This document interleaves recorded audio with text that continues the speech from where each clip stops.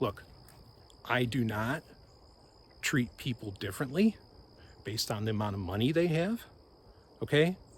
I judge people more on like their PSR. Now, what's PSR? So anyone who's ever watched the show and I can't believe the show's been going on for over a decade. Anyone who's ever watched the show Naked and Afraid, which is ironic considering where I'm at right now. But anybody that's ever watched that show, you know what a PSR is, which it stands for like primitive survival rating, okay? So that's how I gauge people. I don't look at their shoes. I don't look at their clothes. I don't look at their car. I sure as hell don't want to see their bank account because fuck that stuff. Half that shit's fake anyway.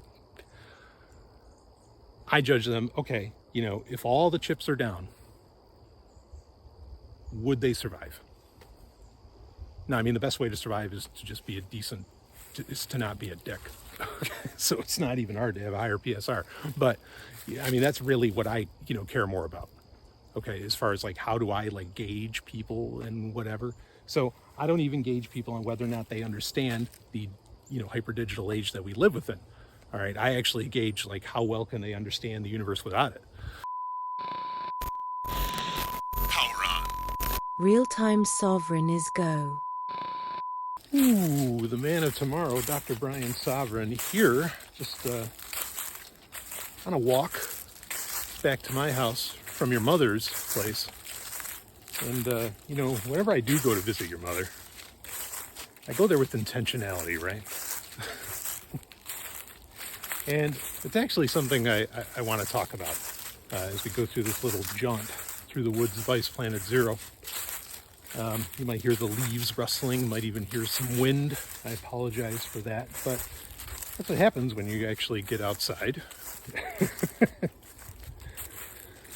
I want to talk about intentionality. Might not walk the whole way. I'm actually a little worn out after visiting your mother, but she does say hi.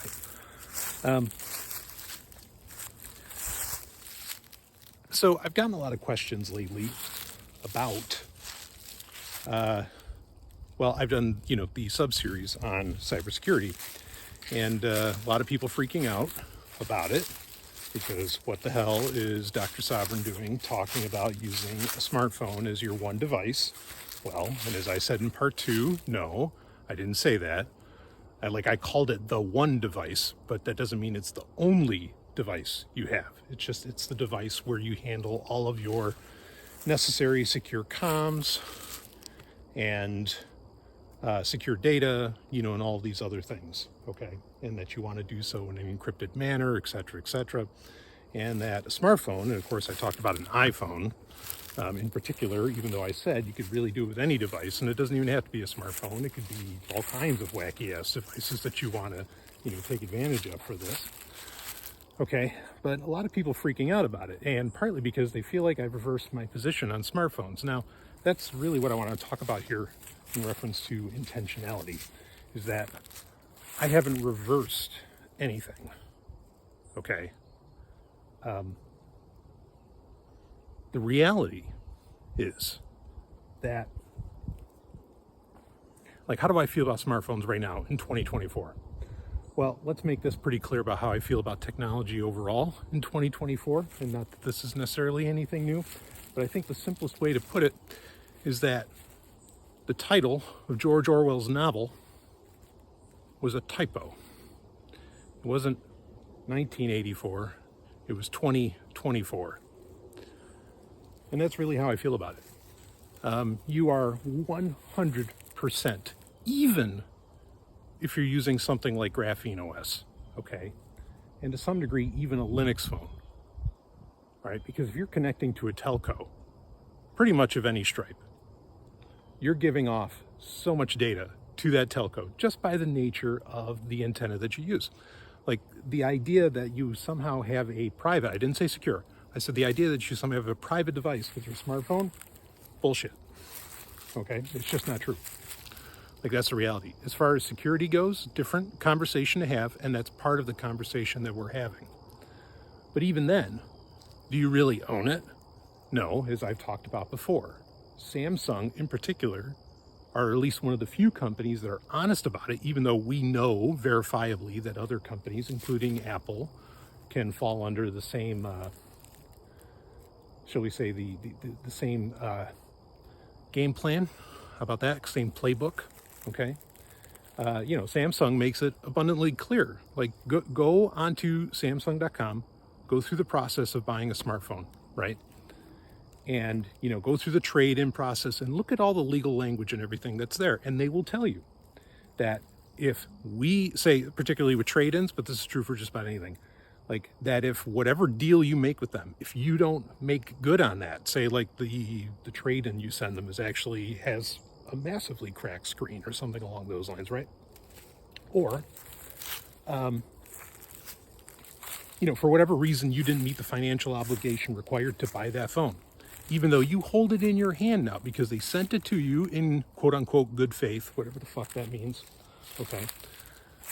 They say it right in their legal language at the bottom of the checkout process that if you don't meet your financial obligations to acquire this phone, we will remotely turn it off. We will remotely brick it. You won't be able to use it. So you think, oh, well, I got it in my hand, screw them. No, screw you. That's very much the reality of smartphones, okay? PCs, for the most part, aren't that much different. Yes, like you can get, you can buy from the Purism or whatever who make the Librem laptops and all this. I mean, like, or a framework or something, like to some degree, you can get some more control around a PC for sure. And of course, the older the better. And that's without getting into, putting core boot and all kinds of other shit, replacing the firmware, replacing, BIOS, whatever, whatever process you're going through, depending upon what, hardware generation that we're talking about here.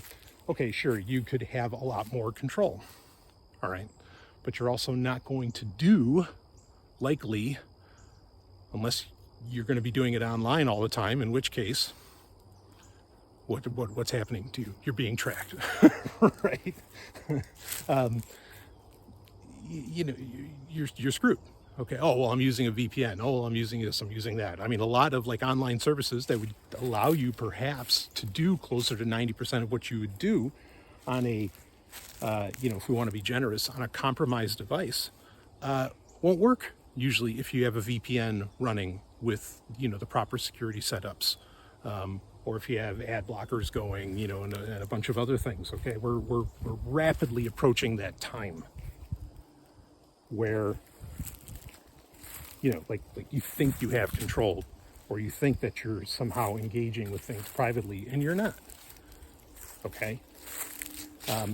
There are options to be more private, but like the level of privacy that I feel like most people, especially a lot of my listeners, and that I myself want, by and large, is not going to happen. Okay.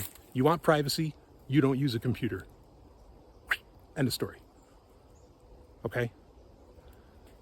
Again, you can go back, you can use older hardware. There's lots of things you can do, and they're all worthwhile to do. Like all of these things you do to make it harder for people to access your data, to access your metadata and whatever else, like they're completely worthwhile to do. I am not saying don't do this stuff. I'm not saying throw up your hands. I'm not saying anything like that. I'm just saying accept the reality that 99% of your electronic devices are compromised, even ones you think that don't do much, right? And, this is another key thing that I'm really grateful a lot of people are writing about now, because I remember giving talks, like at PorkFest, where, I was talking about metadata. And at the time, and this might have been 10 years ago. At the time, people really didn't like, what's metadata? People might know what data is, and they might know what the word meta means, but they don't know what metadata is. Of course, the simplest explanation, and it's the one that I always gave is that it's data about data, right? And I wish we were talking about, assumed type Android, but we're not. But it's data about data. And this is actually what people are really interested in. This is what all these companies and even governments and whatever, that's what they're really interested in. They're interested in the metadata. That's what they want about you. And I'm glad so many people are writing about that now. Like, they're not so much concerned with what shit you're typing up in Office or whatever you're using. They're more concerned about metadata. Why? Because you can write all kinds of crap in Apple Notes, in whatever the fuck you're using. You can write whatever you want. Is that how you actually feel? Is that how you actually act? Say what you're writing about? Probably not, because you're actively going through the process of, putting proverbially pen to paper, right? You're actively going through, you're thinking about what you're putting down. Well, governments, corporations, asshats, I repeat myself on all three, what they're interested in is the metadata. They're interested in not what you think. They're interested in what you do. They're interested in your attitude. Okay? And like, not just your attitude, but like your actions. Like, what do you do? That's what they want to track. Because, like the old saying goes, actions speak louder than words. Well, what you're typing out and you think that, and what you're saying on a podcast, you think somehow like the governments give a fucking shit about that? No. Because if they did, I would have been arrested eons ago. So many incredible, anarchist podcasters would have been arrested eons ago if they cared about that. That's not what they care about. All they want to make sure they get is the metadata, because they want to, and why do this? Because you can tell a lot more. It's classic B.F. Skinner bullshit, right? You can tell so much about their behaviors, right? So when I say attitude, I really mean your behaviors. They want to register your behaviors. For advertisers, is a very, logical, albeit sadistic reason why they want to know that.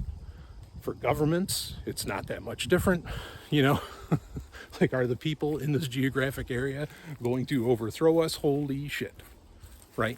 And you're not really going to know that based upon what somebody writes down even in LibreOffice or whatever. They don't care. Okay? They're way more interested. Yes, maybe they're concerned about, they might be looking at your communications, however they decide to do that, whatever, channel you happen to be, even encrypted channel you happen to be using. Sure, they might be interested in that, but usually they're not interested in that until they get a gauge on what you're doing throughout your day, around your actions, around your behaviors, right? Behaviorism is everything in this world. Because behaviorism, gauging behaviorism leads to how do I steal attention, and attention is the true oil of the day, right? People for many years now have talked about how data is the new oil. Well, we're at the point that data, we've gotten beneath data, and now what they're really looking for is the attention. It's like, okay, what does this data tell us? This data tells us that attention is everything, and so attention is the new oil, or the new gold, whatever metaphor you want to run with, or is that analogy? Anyway, so that's something to really understand here, okay? Because apparently most people don't. So the issue is, even though I say to you in very harsh terms, like, look, if you want privacy, you don't use a computer. The reality is, and we've already talked about this during the cybersecurity subseries, is that even if you don't use a smartphone, even if you don't use a computer, unless you're at least 100 miles from anybody else, and believe me, just take a look around. I'm trying, okay? If you're not 100 miles from everybody else, and if you're not like doing your own farming, growing your own food and blah, and hey, Satan bless you for doing it. Like, that is the Dark Lord's work, and you are doing it right, as I always say, okay? Unless you're doing all that, you still have other people's smartphones, other people's computers tracking what you're doing, right? Like I've talked about for many years as well. Most people are freaking out about, like, oh, Facebook knows this, or, Meta knows this about me, and Google knows this about me, blah, blah, blah. It's like, well, wait a minute. Let me ask you this. What does your credit card company, what does Visa know about you? What does MasterCard know about you? They know fucking everything. Unless you're using cash or Bitcoin, which, again, kudos if you are. But I hope even you who are doing so recognize that most people don't. And that's what we're talking about here, okay? And this is part of what I want to get out to people. I love conversing and connecting with, the 15 to 20 people who, who never use a debit card, who never use a credit card. You 15, 20 people, you're fucking amazing. I'm not being crass. I mean it. You're amazing. And I love connecting with you, and I love learning from you. Okay? Whatever you happen to use, cash, Bitcoin, whatever you're doing. Okay? I love learning from you. But the other 7 billion people are doing something else, okay? And I want to make sure that the best information is getting out to them, right? And, part of the reason I'm doing the cybersecurity series is because, as I always say, the more secure we all are, the more secure we all are. Basically, the more that I can inspire other people to engage in best practices with their security, I inherently gain security, enhanced security as well from this. So this is a very good thing to do. It's a very powerful thing to do. It's a very egoistic thing to do. I don't even have to think about the greater good, because that's nonsense. I don't have to think about the good of others if I don't want to. If I choose to, I can, but I don't have to. I can just think about myself, and in my own self-interest, it is best for me to help other people get their cybersecurity straight and their OPSEC straight. Okay? And help them understand the reality of the, hyper digital age that we live in. So the problem is, like I'm saying, most people don't understand the hyper digital age that they're in. Now I'm going to mention a name, and it's not a guy that I'm the biggest fan of, because I think he makes some comments that are wildly off base. Not just some, he makes many that are wildly off base, but he had a very inspired moment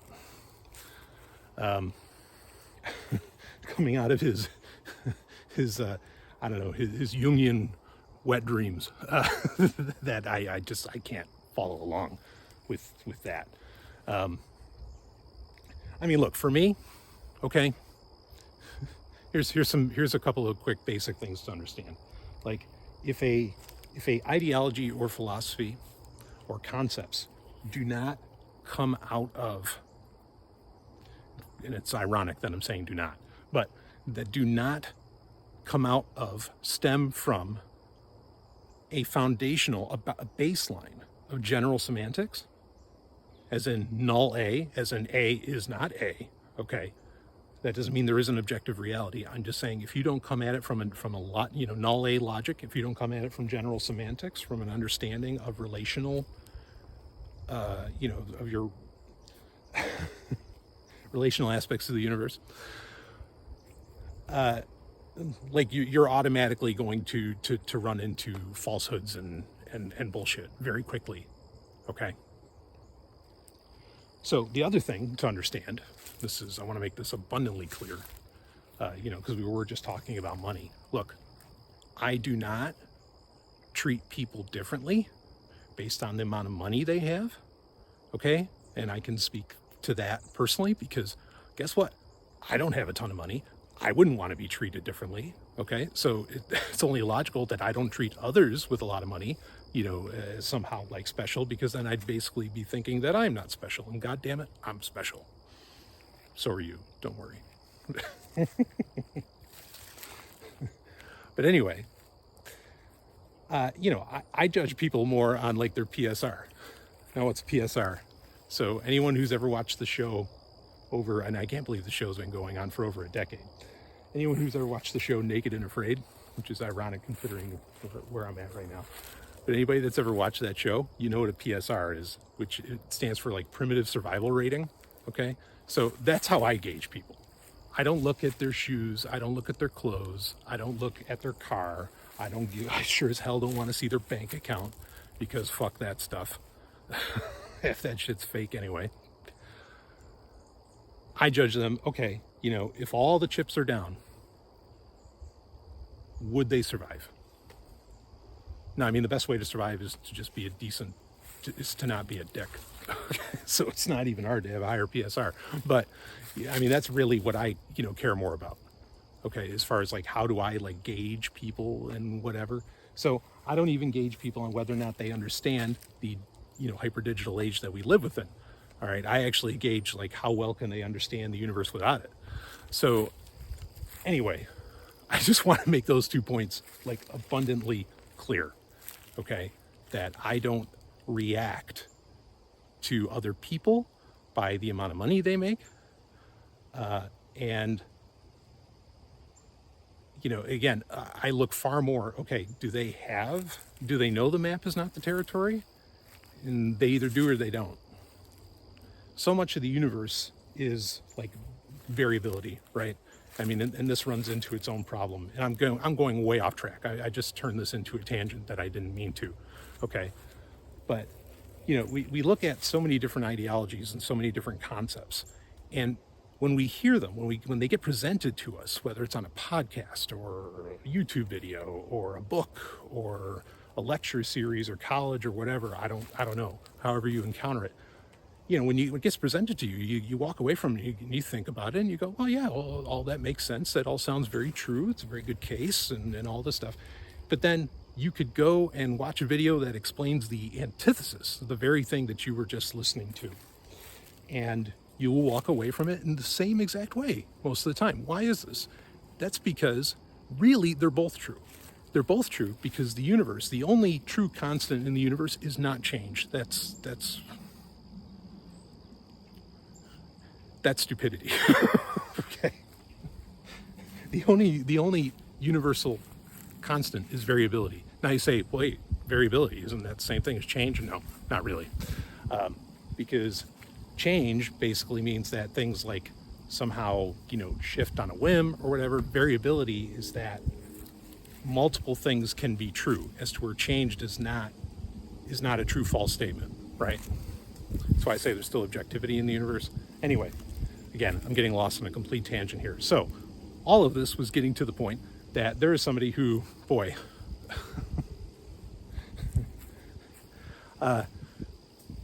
more times than not annoys the hell out of me, but he really got inspired with this. And the guy's name is Eric Godsey, okay? And he did a series recently, his own little sub-series, about what he calls the Shimmer. Now, I'm not going to spend a ton of time on this. You can go and look it up. He did like a 7-part series on it. It's very much worth your time to listen to it. But his overall point is that he's using the concept of the Shimmer from the Annihilation movie, and particularly from the movie, not so much from the book. I could get into a whole conversation around that. I actually love that movie. But as does Mrs. Sovryn. But anyway, in it, he's talking about, there's the Shimmer, which is this thing that, coming down from this like alien comet that starts basically refracting and remixing all of reality around them, like everything on Earth. Like suddenly, you look behind me here, if you're watching the YouTube video, you look behind me and this plant would have suddenly have purple and blue and orange and whatever leaves, and everything would it kind of look the same, but then would also be completely remixed. So his point was that the Shimmer was basically something that happened to humanity already. Not necessarily in the more literal sense of the movie, but in the sense that the Shimmer is basically the internet. And the internet, our constant, not just the internet, but our constant interconnectivity, which of course is powered by the thing that is the internet, okay?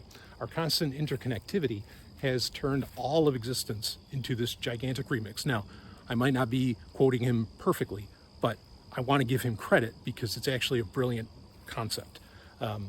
And he basically said that this has been the Shimmer hit, in 2011, once smartphones became such a big deal, okay?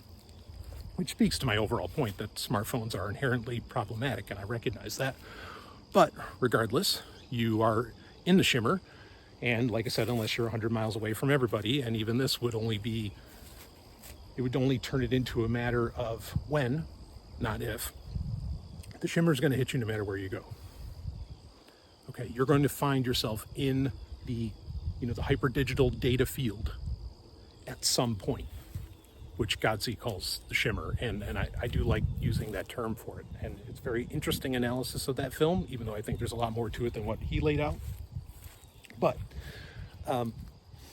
so you are going to engage the Shimmer, or the Shimmer is going to engage you, and there's not much you can do about it, okay? The one thing you can do, which is what I started this whole video about, is interact with it with intention, okay? Keep a hold of yourself, know thyself, and the Shimmer won't remix you. It won't change you, okay? It won't refract you necessarily, okay? And, you know, I could spend so much time, you know, talking about a lot of this, and I really do want to talk about it, all right? But,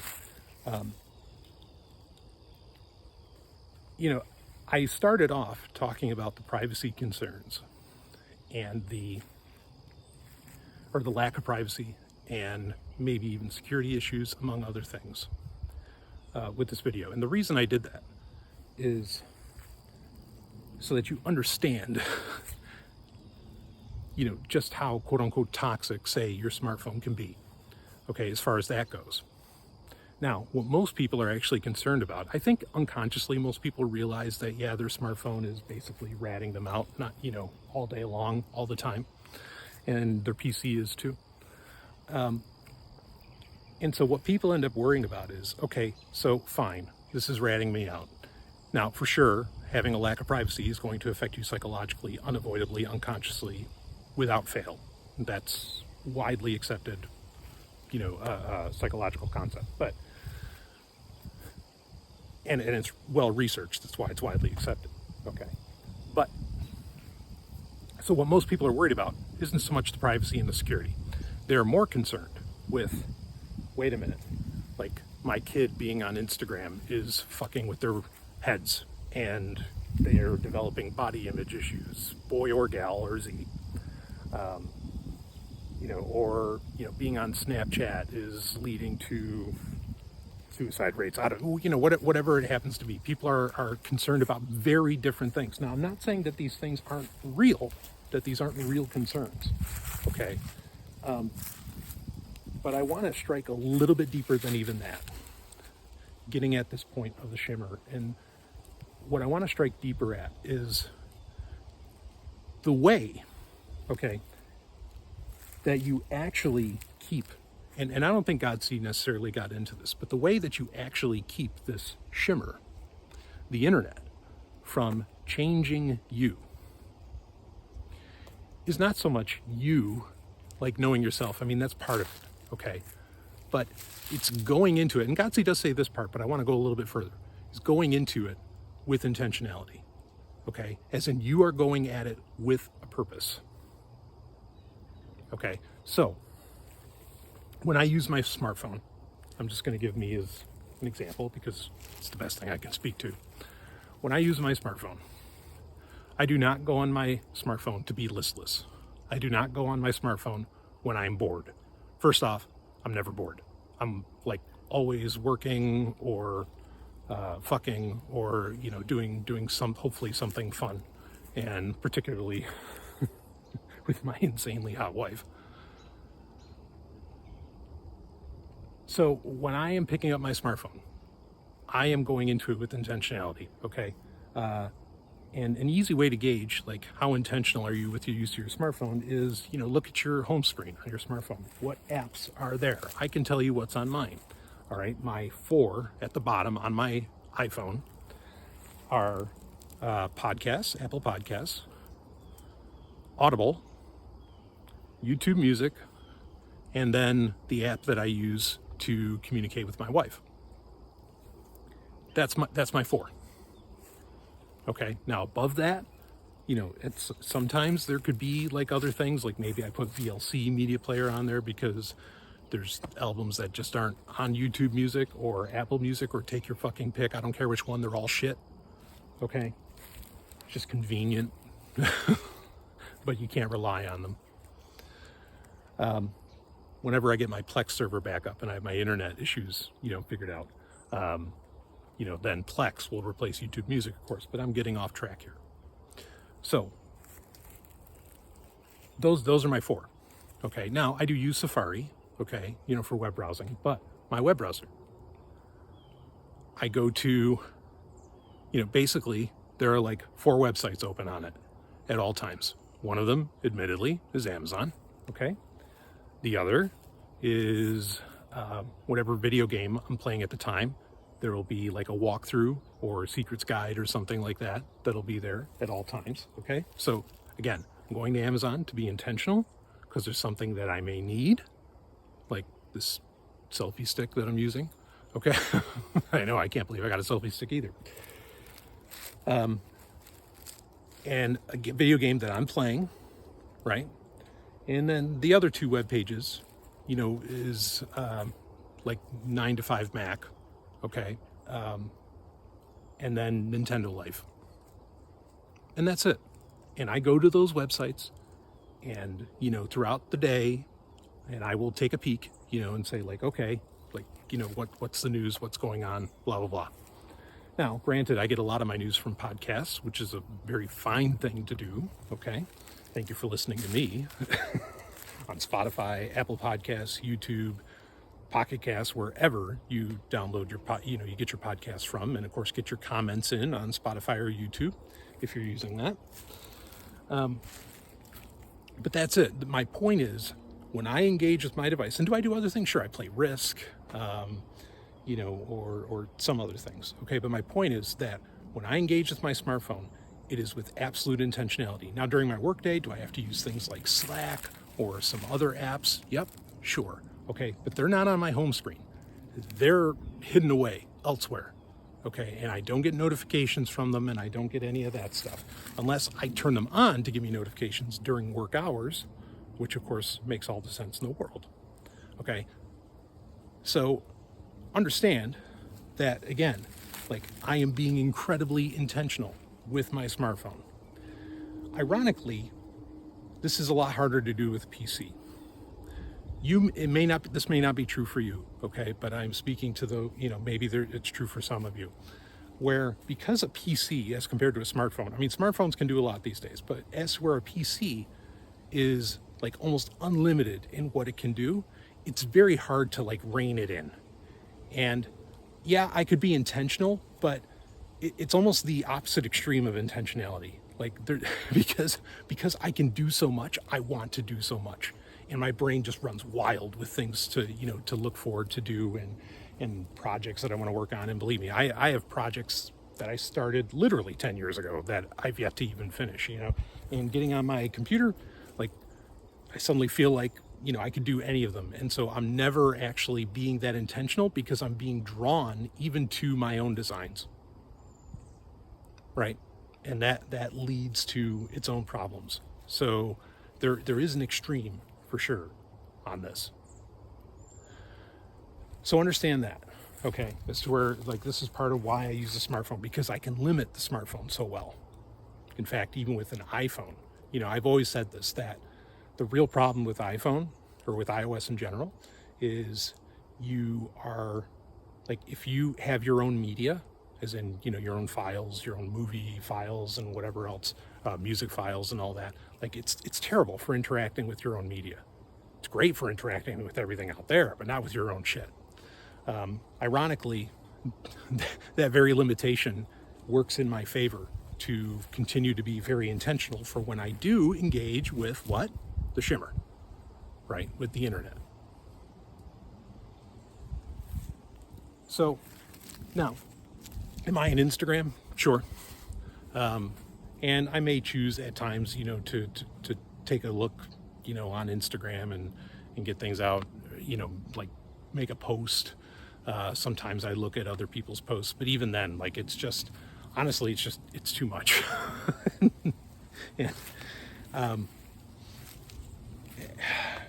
And that gets into, and I want to save this because there's a large conversation to have around social media, right?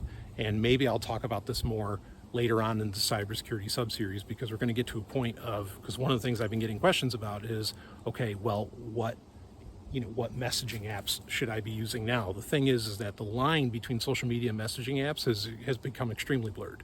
For example, Telegram it's social media. It's not a messaging app anymore. It's ultimately social media. So there are very few purebred, if I'm to use that term, purebred messaging apps that exist now. So fortunately, it should be a pretty short conversation, but it'd make it worthwhile to talk about social media in general, and I do want to get into that. But people very much get trapped in that, into social media in general. It's not just Instagram. It could be all kinds of things. It doesn't have to necessarily be a negative, but it certainly can be, like when you are just listlessly scrolling up. And, there's a couple of reasons people do this. One is, I think, some people are incredibly alone. And I empathize, with that. But they're incredibly alone. And they're trying to fill that void, right? And they do so via the Shimmer. Or they want to avoid perhaps the relationship that they're in or the relationships that they have. And they engage in that avoidance by going into the Shimmer. There's a lot to say around that. But, certainly if you feel like you are having issues with intentionality, when you engage the Shimmer, and if either of those apply to you, recognize that. At the very least, recognize it. Okay? So, a big part of cybersecurity is, what we would call OPSEC, or which, gets into the concept of intentionality and going into these things with intentionality. This is unfortunately incredibly rare, though I hear here and there that younger generations basically, like, they know that social media is,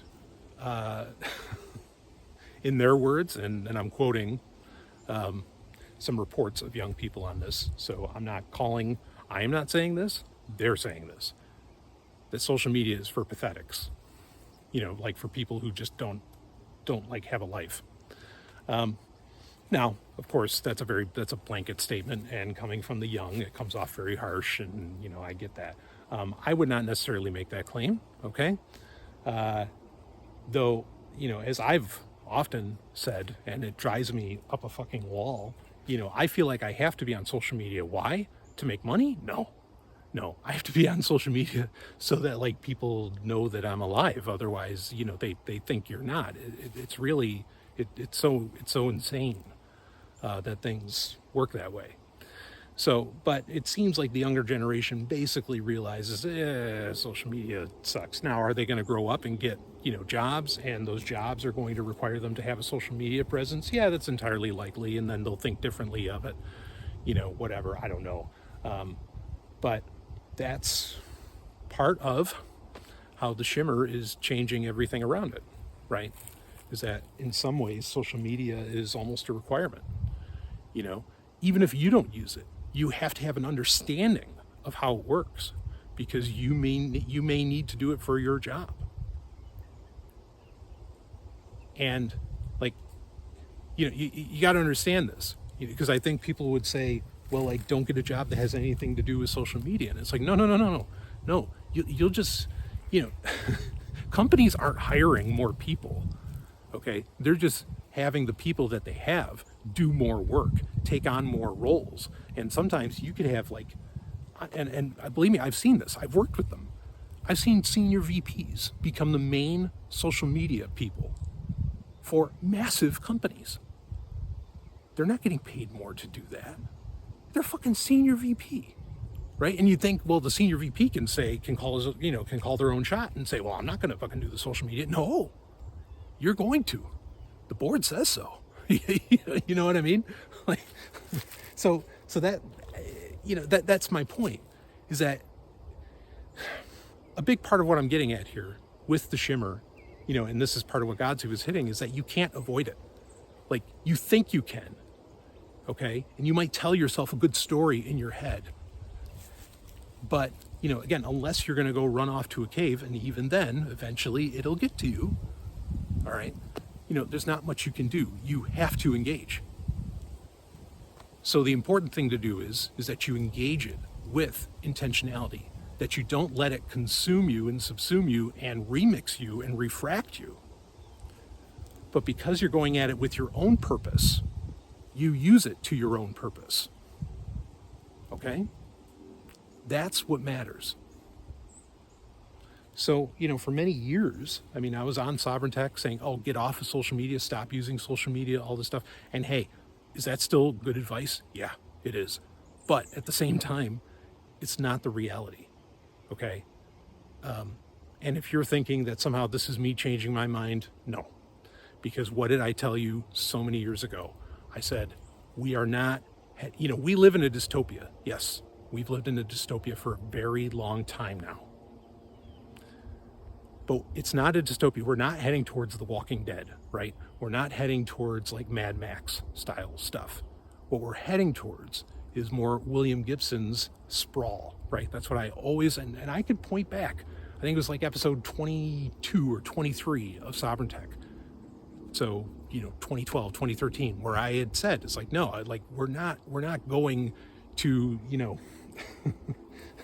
the Blue Max or like any of these other like post-apocalyptic things. No, we're heading towards the sprawl where, the interconnectivity and in some ways the city is like fucking everywhere. That's the direction that we're going. Now, could the post-apocalyptic thing still happen? Could all of this collapse? Yeah, maybe. All right. Like it's possible, but the present trajectory, the present direction is really pointing towards the sprawl. And you could say, well, there's going to be economic collapse. There's going to be this. It's like, yeah, but you got to understand when everything is interconnected and money's already bullshit anyway, right? Like it's already a fake concept, the numbers can just constantly get rewritten and jumped around more than they ever have before. There was a time where, sure, it had to be proved by, the treasury, or it had to be proved by, certain gold holdings and whatever else. But obviously, all that stuff's been gone for a long time in the first place. And the world is just now adjusting to where it, recognizes that, yeah, this is all just numbers just getting tossed around. It's all just digits. There's nothing real in any of it. Okay. And is this why Bitcoin is important? Sure it is. I'm not even going to argue with you on that, but that doesn't mean that the system outside of it is going to collapse. There's absolutely no guarantee of that. Not only is there no guarantee of that, there's very little evidence. What about Soviet Russia? No. It's a completely different world. Again, we exist within the Shimmer now. All the rules have changed. The world has completely changed. Everything has been, remixed and refracted. And so looking at things historically, yeah, there's some value to that. But at the same time, we're in a complete paradigm shift. I said this a few years ago. I'm like, my knowledge of the tech giants, of their history or the history of technology and all this stuff, right?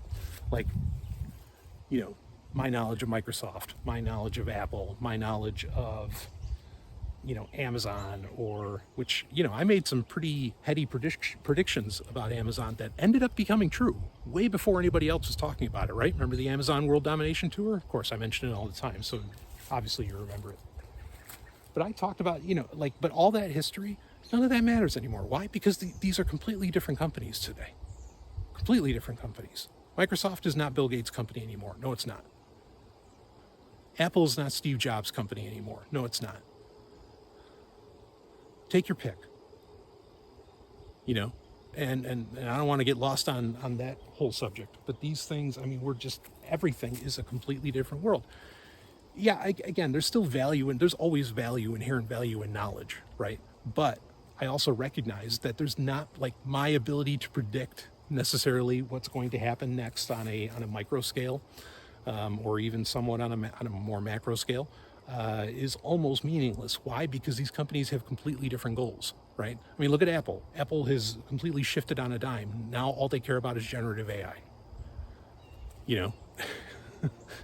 And just look at their internal memos, you can see it. And so whatever plans they had, gone. As to where 15 years ago, 20 years ago, no, they wouldn't throw away plans that they had been working on for 10 years. So anyway, Yeah, we exist in this shimmer.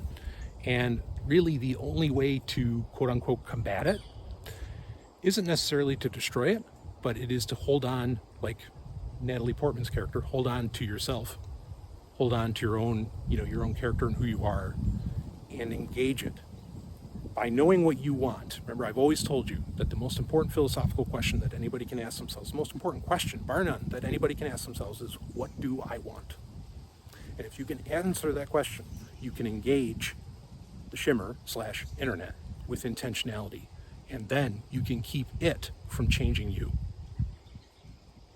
So instead of becoming a part of this broader, enveloping bastardization of existence, you actually, in some ways, push back on entropy. So that's what I've got for now. Does that mean you should use a smartphone? No, I don't care what fucking device you use. Use whatever, okay? But at the same time, I do not want to be tied down to a desk. I don't even want to be tied down to a table at Panera. Okay? I want to be in action, moving, doing, living, existing, thriving.